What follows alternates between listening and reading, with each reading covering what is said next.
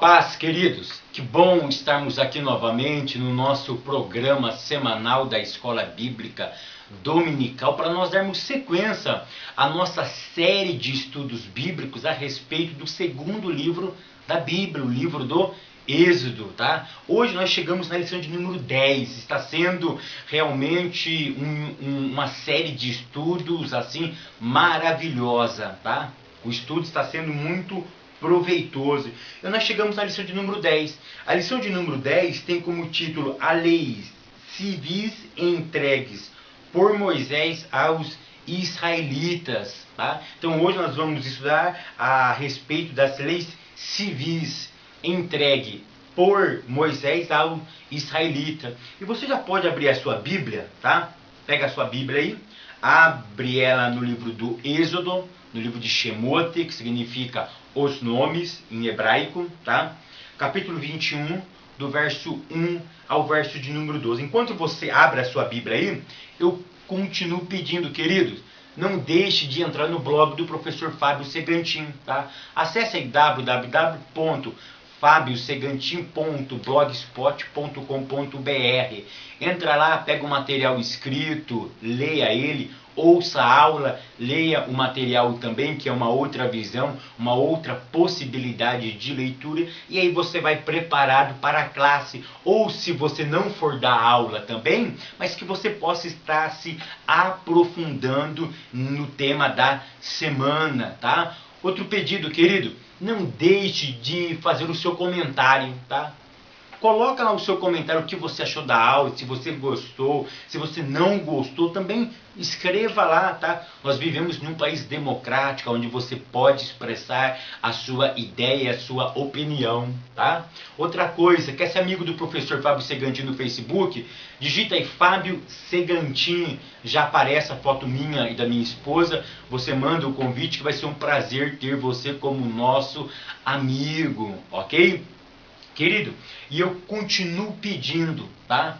Eu continuo pedindo o quê? Ajuda financeira, tá? Alguns irmãos já enviou e-mail para mim, perguntando alguma coisa sobre alguns projetos. Eu estou, à medida do possível, respondendo a todos, tá? Um outro irmão perguntou o seguinte: Fábio, eu fui depositar, mas como Fábio Segantin não funciona, né? Fábio Segantin não funciona, então eu vou passar meu nome completo aqui, tá? Então, se você que está sendo abençoado por esse programa, tá? E quer ajudar o professor Fábio Segantin a realizar alguns projetos. Quais são os projetos, professor Fábio Segantin, que você vem falando? Por exemplo, é que você não tem oportunidade de me ver aqui, tá? Alguns dos irmãos já até falaram: Fábio, tira fotos de como que é o jeito que você grava, tá? É assim... Agora melhorou um pouquinho, mas antigamente era de uma forma bem precária, tá? Eu não tenho uma câmera digital, por exemplo, uma filmadora digital, eu gostaria de ter, tá? Para melhorar a qualidade. Alguns dos irmãos reclamam da claridade, que é muito escuro aqui, tá?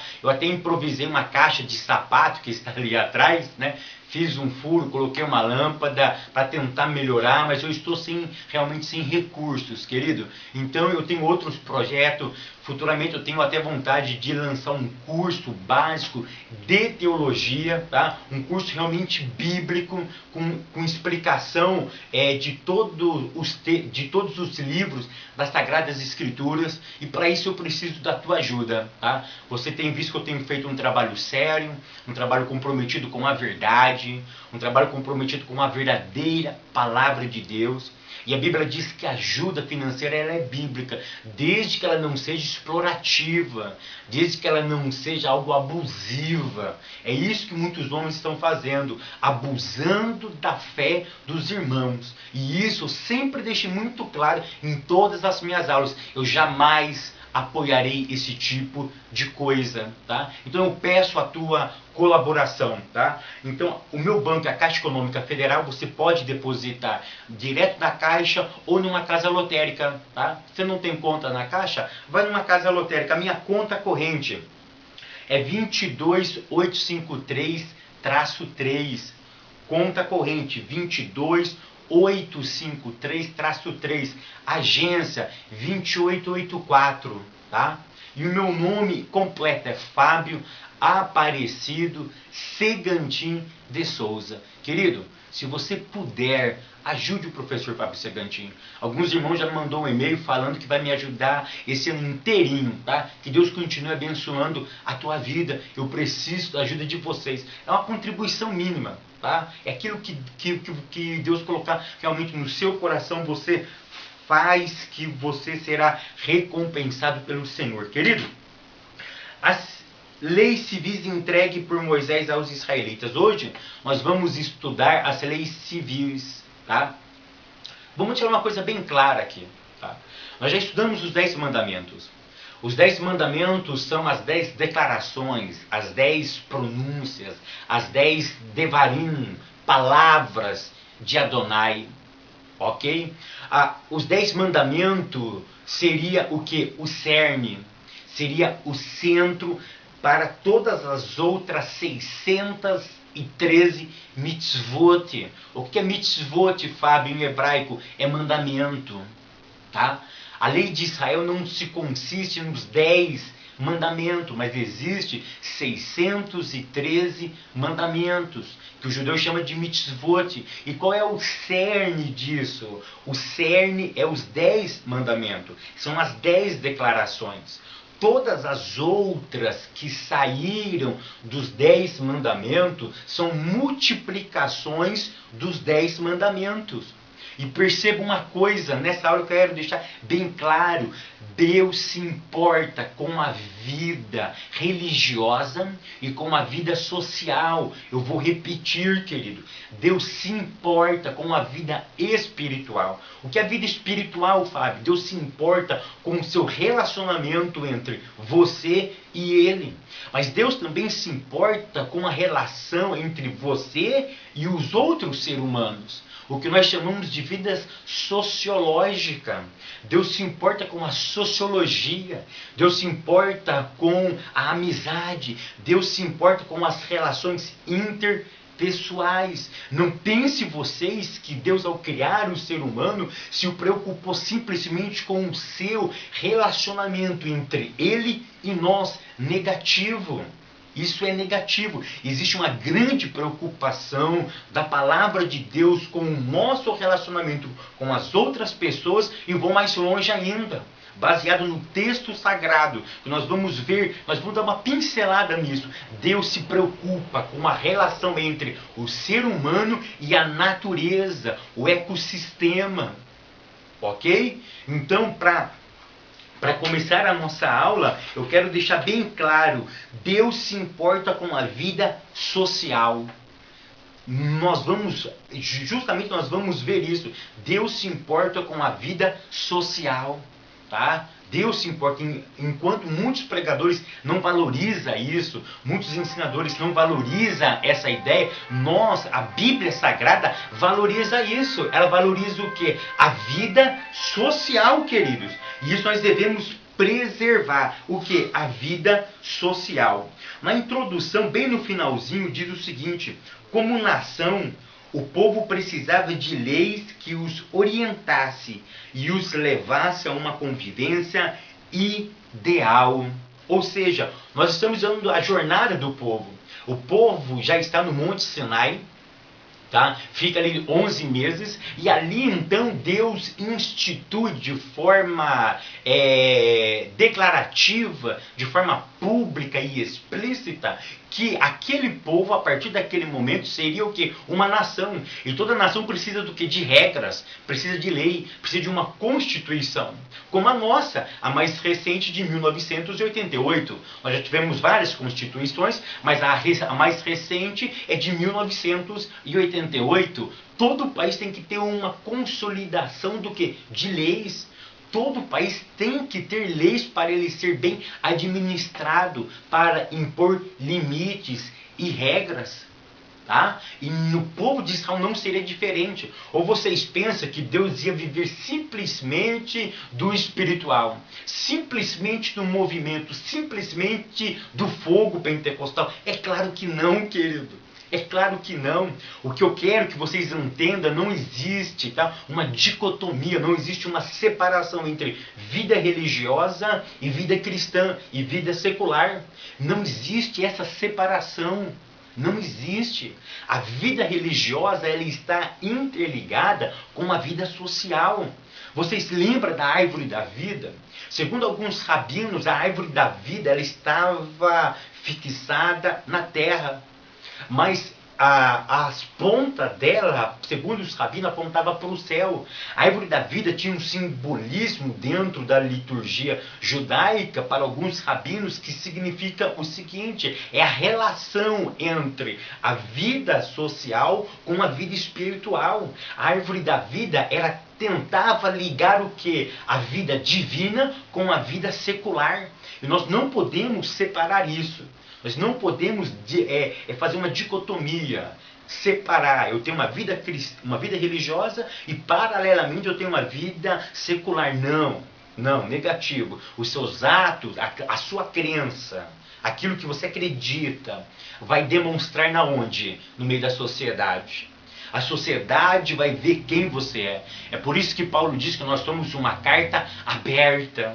E essa carta tem que ser lida. Lida por quem? Pela sociedade. Nenhuma pessoa não cristão, ele para e vai ler a Bíblia.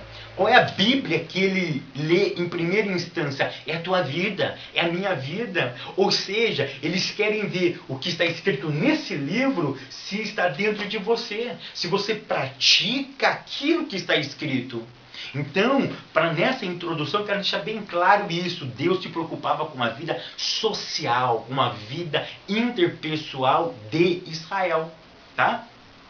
No tópico 1 tem aqui o seguinte, muito interessante, que no finalzinho da nossa introdução, o pastor Antônio Gilberto, ele diz assim: na lição de hoje estudaremos algumas dessas leis e a sua aplicação, tendo como referencial no Novo Testamento passagens como Mateus capítulo 5 ao capítulo 7 e Romanos capítulo 12 e capítulo 13. É muito interessante, a gente não tem tempo de esmiuçar isso daqui, mas, por exemplo, no capítulo 12 ao capítulo 13, no capítulo 12 ele fala sobre o que? Só sobre a vida religiosa. Mas no capítulo 13 ele fala sobre a vida social, a subordinação sobre as autoridades. O que Paulo, interessante isso, o que Paulo está trabalhando aqui? Que não tem como você fazer uma dicotomia, não tem como você segregar vida cristã com vida social. Ela tem que estar íntegra, ela tem que estar unida. Tá? E no tópico 1 tem como título Moisés, o mediador das leis divinas. Interessante que Deus pronuncia os 10 mandamentos e todo o povo ouviu. E a Bíblia diz que quando o povo ouviu aqueles trovões, aqueles barulhos, a voz de Adonai, a voz do Eterno, o povo tremeu. E o povo então pede para que Moisés fosse o intermediador. Observa que o pedido, que Moisés se torna mediador por pedido do povo.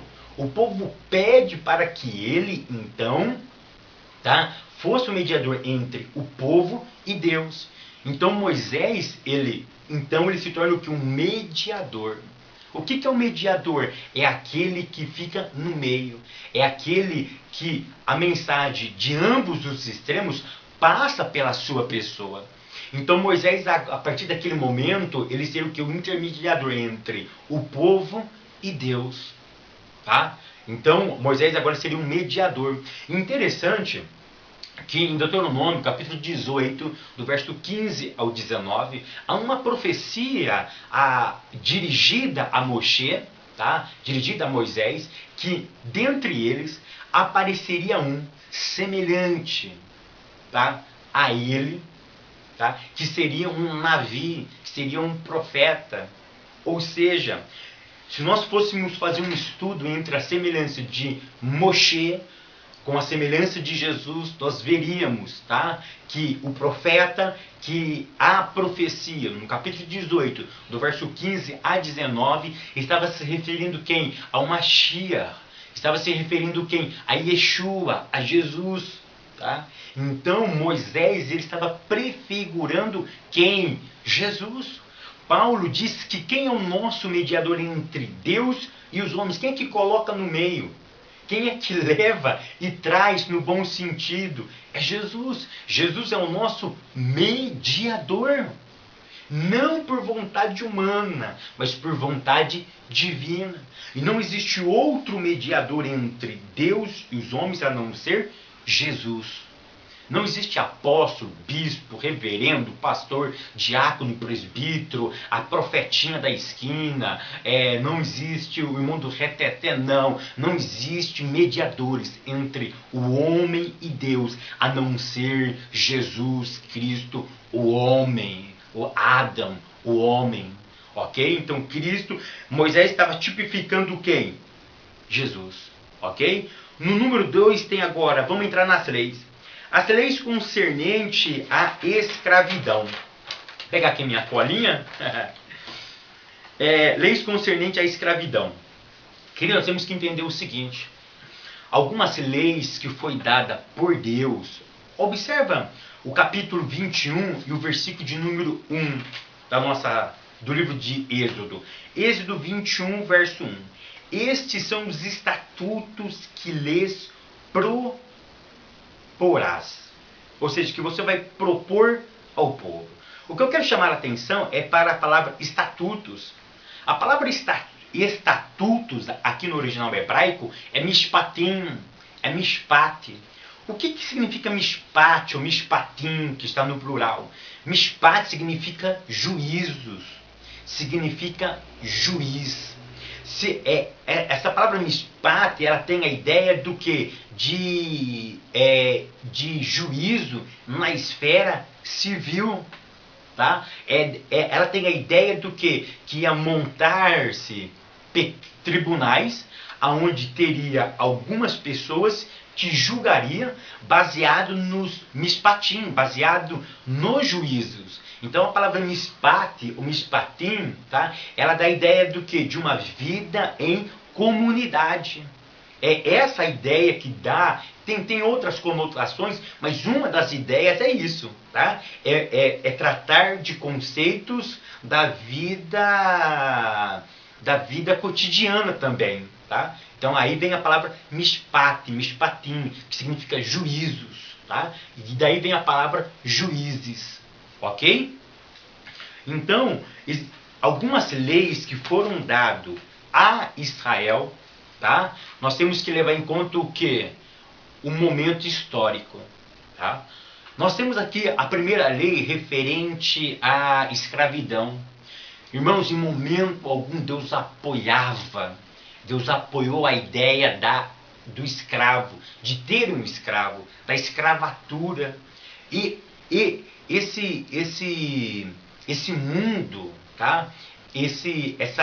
Essa ideia que naquela época imperava, ela era uma ideia que não nasceu no coração do homem, do coração de Deus.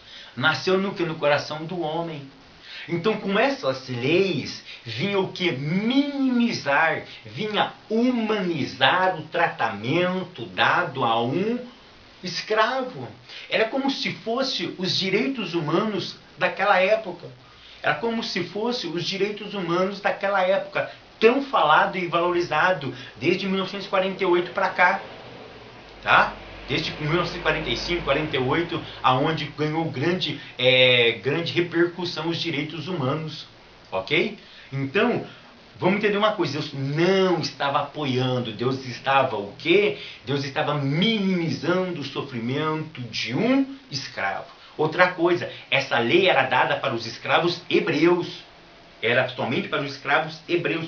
Como um hebreu se tornava escravo? Tá? Existia leis para escravos estrangeiros, mas o que estava se tratando aqui era para os escravos judeus.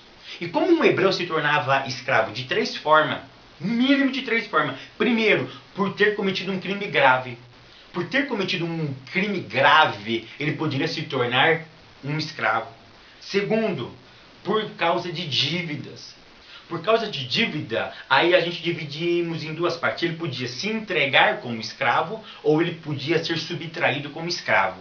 Tá? Ele podia se entregar. Por exemplo, uma pessoa está devendo para mim, ele chega até a mim e fala, Ó, tô te devendo, não tem como eu te pagar, eu vou lhe prestar serviço. Beleza. Mas também o cara me devia, eu podia ir lá então subtraí-lo, tá? E muitas pessoas, também era o terceiro caso agora, vendido pelos pais. Muitas pessoas não tinham condições, mas tinham crianças, tinham meninos que podiam trabalhar. O que eles faziam? Vendiam o seu menino, vendiam o seu filho como forma de pagamento, mas tinha um detalhe, tá? Só podia ficar como escravo durante 6 anos. No 7º ano tinha que ser libertado. Não importava, ou seja, ele não tinha que completar 6 anos de trabalho. Por exemplo, ele foi hoje, 2014, tá? 2014, tá? Começou agora. Ó, aí 2014, mais 6 anos, 2020. Faz de conta que em 2019 você era escravo. Você ficava na condição de escravo. Mas em 2020, o que acontecia? Tinha a alforria, tinha a libertação. Mas você tinha que completar os 6 anos? Não. Se você fosse em 2019, em 2020 você era liberto. Tá? Então, a ideia de escravatura no povo antigo, isso mostrava o quê? Mostrava como que eles não valorizavam a vida do ser humano. Porque a escravidão é uma afronta ao amor. Perceba o seguinte, que todos os mandamentos, eles giram em torno de que mandamento? Dos 10 mandamentos. E há o grande mandamento bíblico de você o quê? De você amar a Deus sobre todas as coisas. E o que subentendia por esse mandamento? Se você o ama com toda a tua força, você respeita o próximo. Você não quer as coisas do próximo. Então a escravidão é uma afronta ao amor. Havia um tratamento humano a eles. Mas a liberdade só era dada ao 7º ano. Ok? Então, para que regia isso daqui, querido? Deus se preocupava o quê? Com a dignidade humana. Hoje, muitas pessoas não se preocupam com a dignidade humana. Não valoriza o outro. Não valoriza a dignidade humana. Separam eles por etnia. Irmãos, aqui no Brasil existe, por exemplo, vou dar exemplo, trabalhar aí no aspecto aqui hipotético, ok? Existe, por exemplo, quem nasce em São Paulo, alguns, é claro, que nascem em São Paulo, tem um grande ódio dos nordestinos, por exemplo, tá? Dos nordestinos. Ou seja, não valoriza o quê? A dignidade humana. Todos nós somos cidadãos, independente da nossa cor, independente da nossa raça, independente da classe social, da posição econômica, independentemente de quem você é, de que país você é, de que região você é. Você deve ser valorizado pela dignidade humana, porque nós somos todos seres humanos. Tá? Não podemos escravizar ninguém. No Brasil existem lugares ainda onde existe a escravatura. Tá? Quero dar uma ventilada maior ainda. Tá? Quantas pessoas escravizando os seus membros moralmente, escravizando os seus membros através de uma palavra mal explicada na palavra de Deus. Ou seja, a escravatura, ela pode ser tanto no sentido psicológico, no sentido físico e também no sentido emocional. A escravatura, ela tem as suas várias gamas, as suas várias modalidades. É por isso, por exemplo, a Lei Maria da Penha, ela não previne simplesmente a agressão física, mas a psíquica e a moral também. Ou seja, não basta você bater numa mulher, mas se você agredi-la verbalmente, se você minimizar a autoestima dela, o psíquico dela, desvalorizar a moral dela, já cabe o que? Lei Maria da Penha, por exemplo. Então a escravatura, ela não nesse contexto, ela está dando a ideia do quê? do físico, mas a escravatura nós podemos abranger muito mais, porque nós podemos contextualizar. O que nós temos que entender é o seguinte, que essas leis aqui, o que prevalece? O princípio. E qual é o princípio que deve ser valorizado? O amor. A escravatura é uma afronta ao mandamento bíblico, o do amor. Tá? Vamos para frente aqui. Número 3, ricos e pobres. Irmãos, essa lei aqui, ela prevê o quê? Sempre, lá no livro de Deuteronômio, há um versículo, onde o texto diz, sempre haverá pobre entre vós. Irmão, pobre sempre vai ter. O professor Fábio é pobre. Tá? Sempre nós teremos pessoas pobres no meio de nós. Mas o que essa lei estava tentando prevenir? O seguinte, pela situação econômica de muitos hebreus, alguns hebreus ricos aproveitavam dessa circunstância e cobravam o quê? Juros abusivos. É aí que está o problema. É uma pessoa, mediante a situação precária do outro, se aproveitar para levar um lucro. Tá? Ou seja, ele vive, tá, em meio à desgraça alheia. E é isso que o texto está querendo prevenir. Observa que a Bíblia proíbe isso. Trazendo para os dias de hoje, tem um irmãozinho. Só para vocês terem uma ideia, esse ano aqui a minha vida virou dos avessos, né? Só para vocês terem uma ideia, o que acontece? Tem pessoas que estão querendo aproveitar de circunstâncias. Ou seja, vê que você está numa situação difícil, eles tentam de qualquer maneira levar vantagem mediante a tua situação. A tua situação. Por exemplo, você está com o seu carro. O seu carro ele vale 10 mil reais. Ok? De mercado 10 mil reais. Tá? Mas você está numa situação difícil, complicada. Você está vendendo o carro por 9 mil reais. Mas o irmão sabe que você é da igreja. Ele sabe que você está numa pindaíba. Igual eu, bateram no meu carro. Eu estou com uma situação bem complicada mesmo. Aí o que a pessoa faz? Ele aproveita da circunstância. O irmão Fábio está numa situação complicada. Bateu o carro, está devendo. Vamos fazer o seguinte. Eu vou oferecer para ele 7 mil. Aí eu não vou aceitar. Aí eu te dou 8, então você está naquele apuro, você está naquela dificuldade, você vende. Ou seja, o irmão aproveitou da tua situação. A Bíblia proíbe esse tipo de coisa. A Bíblia proíbe. A Bíblia proíbe. Qual é o princípio que vale? O princípio aqui que Deus valoriza é a humanidade, o princípio do amor.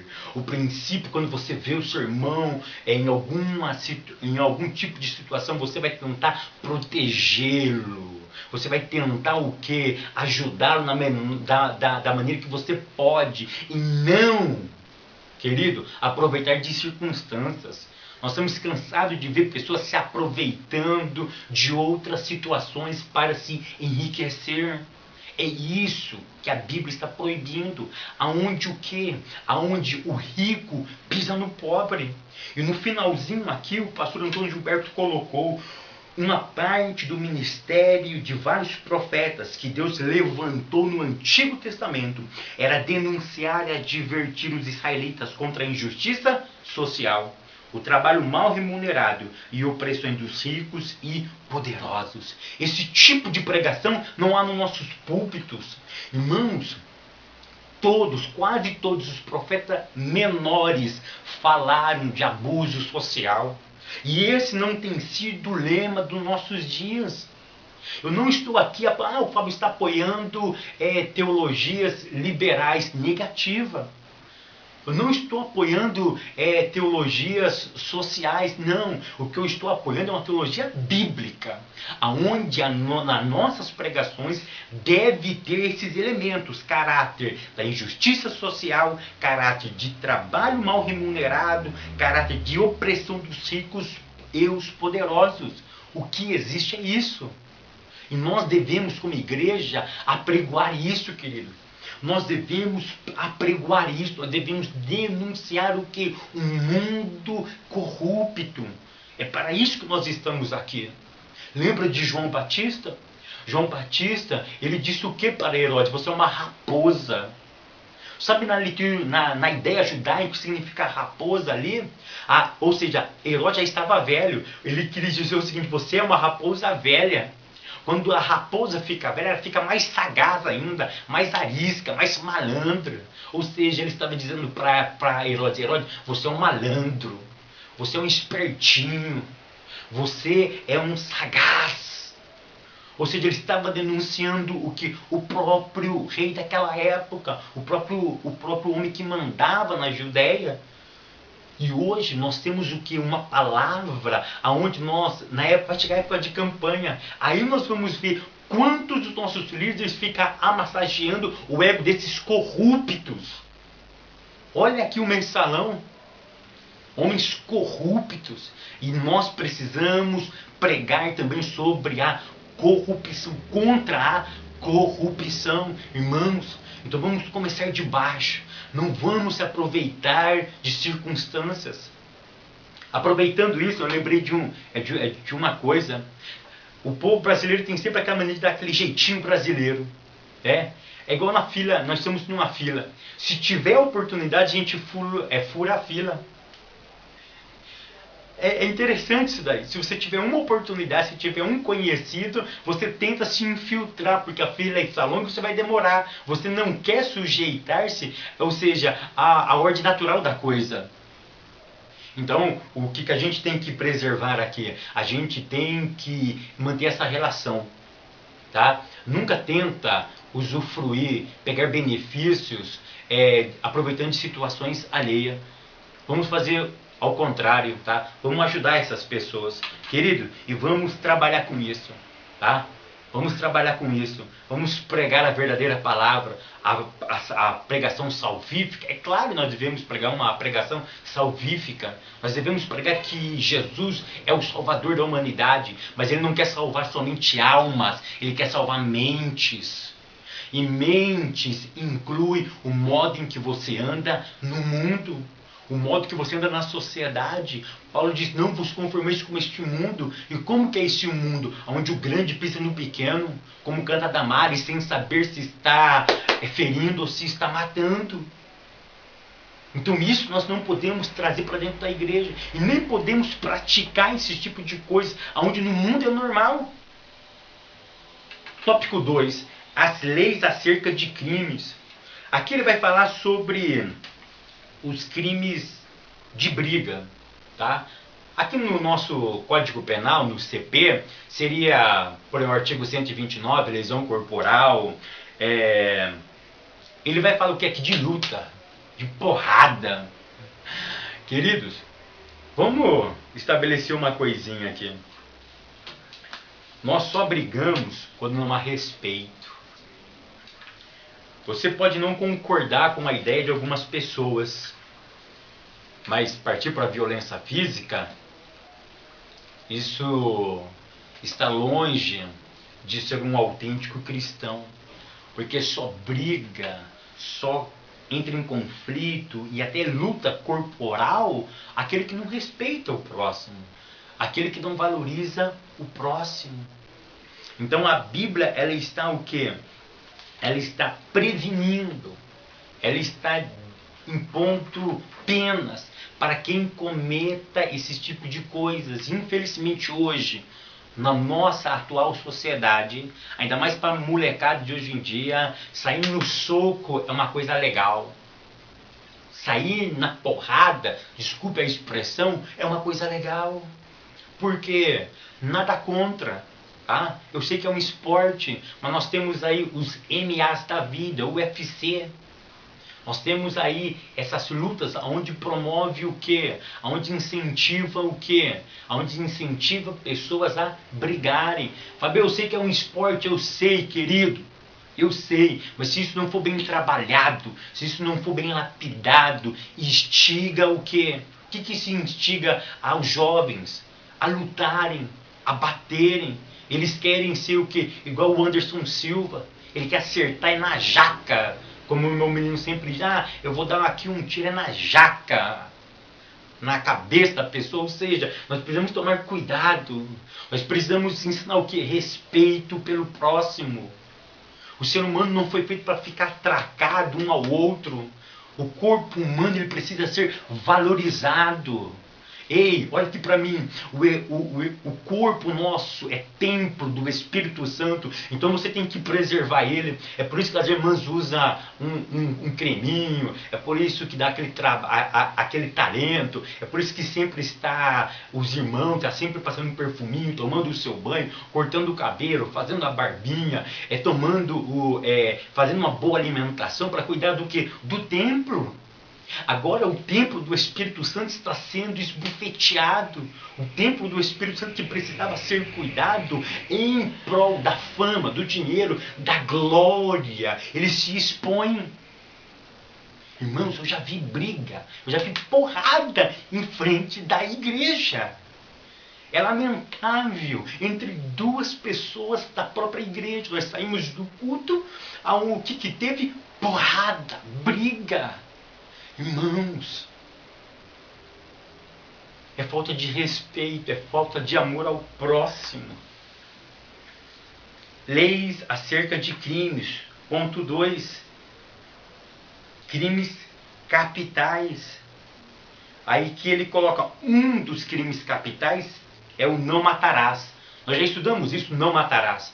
Que eu disse que aqui no original é não assassinarás. Ou seja, interessante, se você for para o Código Penal brasileiro, há uma definição, né? Eu acho que é no artigo 18, onde o que é o crime. E disse que há crime doloso e crime culposo. O que é o crime doloso? É quando a intenção, quando você premedita, é quando você maquina, é quando você planeja. E o que é o culposo? Tá? O culposo é quando você não premeditou, você aconteceu. Tá? Eu sei que no Código Penal existe algumas coisas, imperícia, negligência ou imprudência, tá? Mas biblicamente, olha que esse conceito já existia. Qual é o conceito? O conceito do doloso, quando há o dolo, quando há a vontade, a premeditação, é quando não há culpa também. Quando você não quis, mas aconteceu. O que ele está prevenindo aqui? O dolo. Quando você premedita, quando você faz alguma coisa com vontade própria. E qual era a pena para esse crime? A própria morte. Então, para quem premeditasse um crime, ele seria penalizado da mesma forma que ele cometeu o crime. Mas se você cometesse um crime, por exemplo, sem intenção, você estava trabalhando na roça, né, porque o tempo aqui é agrícola, e de repente o machado escapasse, pegava na testa do seu companheiro e matasse. Tá? Matasse. A família do falecido, ela ia pegar o homem, tá? Sexo masculino, o parente mais próximo da vítima, tá? Podia ser um irmão, se ele não tivesse irmão, se o pai estivesse vivo, o pai, se ele não tivesse pai, o irmão, se não tivesse irmão, talvez um tio, ou se tinha que ser alguém mais próximo da família do sexo masculino, e a família instituía ele como vingador do sangue. E qual é a finalidade dele? Provocar a morte de quem matou o seu familiar. Tá? Mas foi por culpa, talvez foi por imperícia, ele não sabia manusear, ou seja, ele não teve a intenção. Essa pessoa ia para onde? Para uma das 6 cidades refúgio. Ok? Todas essas cidades de refúgio eram cidades levíticas, porque para a tribo de Levi foi destinada 48 cidades. Tá? Dessas 48 cidades, 6 cidades eram consideradas cidades de refúgio. Tá? De refúgio. Tá? 3 delas foram instituídas por Moisés, antes de Moisés passar o Rio Jordão. Tá? O povo estava ainda a leste, tá? A leste do Jordão, então ele instituiu 3 cidades. Que cidades foram essas? Uma na tribo de Ruben, uma na tribo de Gade e outra na tribo de Manassés. Depois que eles passaram, Josué aparece. Moisés já estava morto e Josué agora institui mais 3 cidades. E quais são essas cidades? Uma na tribo de Judá, uma na tribo de Efraim e outra na tribo de Naphtali. Tá? O Naphtali. Ok? Então foram 6 cidades. O que esse cara fazia? Ele cometeu um crime, ele corria para lá. Tá? Ele chegava na porta dessa cidade, lembrando que para ser cidade, no Antigo Testamento tinha que ter muralha. Se não tivesse muralha, era considerado aldeia. Essa é a diferença entre aldeia e cidade. Cidade tem que ter muro. É por isso que a cidade sempre, a primeira coisa a ser destruída eram as muralhas, ok? Só para conhecimento. Então esse cara entrava, chegava no muro, tinha uma porta. E dentro nesse portal já tinha o quê? Já tinha uma espécie de tribunal, tá? Que era a jurisdição local. E essa jurisdição trabalhava de que forma? Ali mesmo você já falava o seu delito, o que aconteceu e já tinha um julgamento seu, tá? E isso te colocaria para dentro ou para fora da cidade. Se você fosse considerado simplesmente como homicídio culposo, você entrava. Tá? E ali você ficava guardado. A cidade de refúgio era como um habeas corpus. Ou seja, você tinha liberdade só ali dentro. Ok? Ou seja, naquela cidade você poderia sobreviver ali. Você podia comprar, você poderia vender, você poderia viver a sua vida tranquila ali. Porque era uma cidade levítica, era uma administrada de termo majoritário pelos levitas, tá? Mas se saísse dali, o vingador de sangue podia lhe pegar, tá? Então essas 48 cidades, 6 delas eram cidades levíticas, onde as pessoas se refugiavam naquele local. O que significa isso daí? O que isso representa para nós? Representa o quê? Que Deus sempre tem misericórdia. A cidade de refúgio representa a misericórdia, representa o quê? Da ideia de ampla defesa da pessoa. É como diz na nossa Constituição, ninguém é considerado culpado se ele não for julgado. Ou seja, se não for dada uma sentença para ele transitada em julgado. Traduzindo isso, você não pode dizer que alguém é culpado se ele não for sentenciado em última instância. Se o juiz não bater um martelinho lá e não dizer culpado, tantos anos de cadeia. Ao contrário, você é inocente. Então era essa a ideia que permeava. Tá? E o que representa a cidade de refúgio? A cidade de refúgio representa quem? Jesus. Né? Quando nós cometemos um erro, para onde nós recorremos? Jesus. Se você está dentro dessa cidade, o mal não lhe pegará. O mal não vai não vai ter penalidade sobre você. Mas se você sair da cidade de refúgio, aí você morre, porque o vingador de sangue, ele quer lhe pegar. Olha que interessante isso daí, querido. E outro detalhe, quando o sumo sacerdote morresse, aí você poderia sair da cidade. Olha que interessante isso daí, né? Olha que interessante. É claro, se você tomar os devidos cuidados, senão o vingador, se estivesse vivo ainda, ele poderia lhe penalizar. Mas depois da morte do sumo sacerdote, você era considerado livre. Mas por quê? Porque o sumo sacerdote, o cargo dele era vitalício. E geralmente eles demoravam muito tempo para morrer. Então o que isso representa? A longanimidade de Deus em suportar um pecador. Isso é muito interessante. Tá? Número 3. Uma terra pura. Ou seja, Deus ele estava querendo preservar o quê? Porque uma das coisas que contaminava o solo, a terra, tá? Era o quê? O sangue. Então Deus estava prevenindo o quê? Deus queria o quê? Uma purificação da terra. Então era por isso que ele previa, tá? Ele prevenia qualquer tipo de crime, tanto doloso como o culposo. Tá? Leis concernentes à propriedade, roubo. Irmãos, nós já estudamos sobre isso, sobre o roubo, tá? Ou não furtarás. Eu sei que hoje existe uma diferença entre furto e roubo, tá? Eu sei que hoje existe isso, mas naquela época né, não tinha tanto essa diferenciação, tá? O que eu queria focar aqui é o seguinte: todo pecado, tanto do roubo quanto do furto, ele nasce no quê? Ele nasce no último dos 10 mandamentos, do não cobiçarás. Irmão, se você aniquilar a cobiça, você não rouba. Se você aniquilar A cobiça você não furta, você não subtrai aquilo que é do outro, nem mediante força, porque o roubo tem que ter força.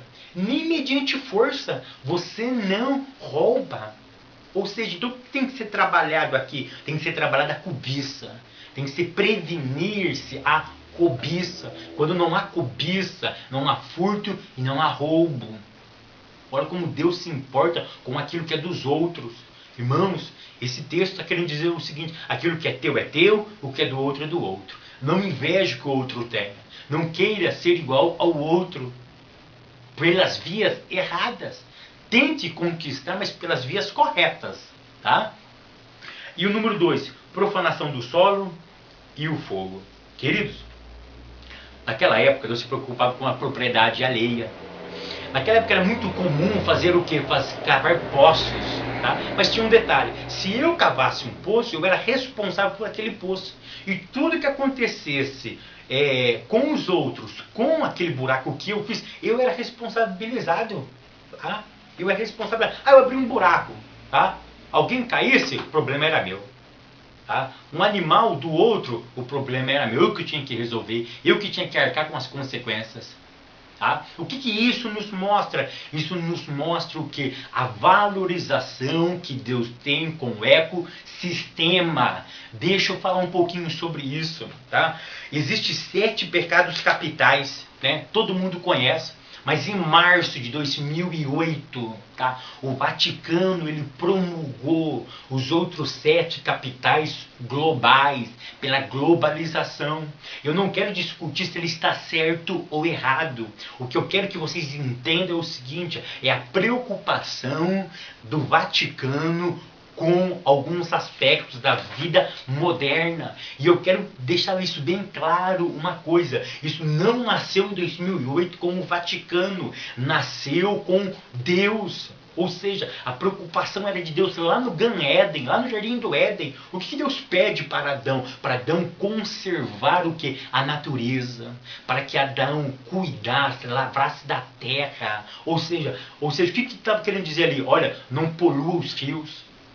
Não polua o ecossistema, não polua, não produza lixo. Olha que interessante isso. Olha que interessante. Administra bem essas coisas. Queridos, o grande problema nosso hoje, o que é? É que nós não nos preocupamos, nós cristãos não se preocupamos com o ecossistema.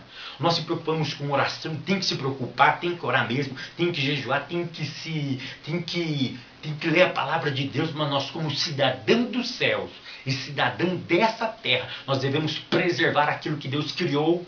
Nós não estamos preocupados com aquilo que Deus criou. É esse o princípio que estabelece aqui. Ou seja, devemos ter cuidado com o que? Com a natureza. E os 7 pecados globais que o Vaticano colocou, um deles é o seguinte: eu vou ler aqui os 7 pecados, tá? Assim, de forma resumida, tá? Experimentos moralmente dúbios com células-tronco, para ele é um pecado capital. Uso de drogas. Olha que interessante, o uso de drogas. Poluição do meio ambiente, irmãos. Poluição do meio ambiente. Agravamento da injustiça social. Riqueza excessiva. Geração de pobreza. E violações bioéticas. Exemplo, o controle da natalidade. O que eu achei interessante aqui foi a preocupação com o ecossistema. Irmãos, essa terra aqui mesmo ela está condenada. Negativo. Enquanto nós estivermos aqui, nós devemos cuidar daquilo que Deus fez. Nós devemos influenciar, nós devemos tentar transformar. Olha o que Paulo diz: não vos conformeis com este mundo, mas transformai-vos, querido. Isso importa tanto no aspecto teológico, como no aspecto filosófico, intelectual, como no aspecto físico, como no aspecto ecológico. Já existem trabalhos de doutores, de mestres na área teológica voltada à ecologia. Eu sempre brinco com o meu filho quando ele está andando na rua, e ele descasca uma bala, ele vai jogar o papelzinho, ele já sabe, ele tem que me dar esse papelzinho. Eu coloco ele no bolso e eu guardo ele, e eu jogo ele no lixo correto. E eu quero fazer um desafio, tá? Que tal nós começarmos em cada igreja fazer um programa também no aspecto ambiental? Você já parou para pensar nisso? A tua igreja existe um projeto ambiental? Um projeto onde a tua igreja tenta, de alguma forma, minimizar os impactos ambientais? Por quê? Porque nós fazemos isso. Se nós fizermos isso agora, nós melhoraremos o mundo para os nossos filhos amanhã, daqui 50, 100 anos. Nós não sabemos quanto Jesus voltará. Enquanto nós estivermos aqui, nós temos que nos preocupar com o quê? Estar preparados para quando ele voltar, nós subir. Mas enquanto isso não acontece, nós vamos cuidar daquilo que Deus fez. Quantos animais que foram criados pelo Eterno não existem mais? Por causa do quê? Da ação do homem. Ganância. Desejo compulsivo de ter as coisas. Irmãos, a lei de Deus, preste atenção aqui, os princípios é para toda a humanidade. Se nós observássemos a lei de Deus, nós teríamos uma sociedade mais justa, mais correta e para a glória de Deus. Eu quero que você reflita isso. Vamos fazer alguma coisa para mudar essa história. Eu sei que todo domingo nós sempre ensinamos, mas está na hora, sabe do quê? De arregaçarmos a manga e vamos fazer alguma coisa para a nossa sociedade. Qual o impacto da sua comunidade, da sua igreja local, no seu bairro? Isso que eu quero que você frisa. Qual está sendo o impacto da sua comunidade, da igreja no seu bairro? Na sua cidade, Assembleia de Deus, por exemplo, você tem muitos irmãos de outras igrejas que me assistem, mas aí no seu bairro, na sua cidade, tem, por exemplo, 30 igrejas do seu ministério, em cada bairro diferente. Qual é a contribuição dessa igreja local para essa comunidade? Vamos fazer isso, irmão. Faça uma horta comunitária, coloca lixos seletivos aí na sua igreja, tá? Plástico, metal, vidro. Vamos fazer um trabalho desse. Vamos tentar também, porque Deus valoriza isso.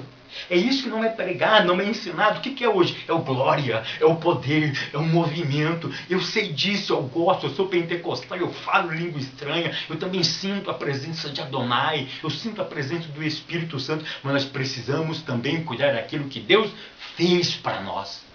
Nós precisamos cuidar muito bem daquilo que Deus fez para nós. Querido, eu quero agradecer a todos vocês, tá? Que o Eterno continue abençoando a vida de vocês. Pense nisso, trabalhe para tentar fazer onde nós moramos um pouquinho melhor. Eu termino essa aula, tá? Dizendo para vocês que o Eterno lhe abençoe, lhe guarde e até semana que vem, querendo Deus.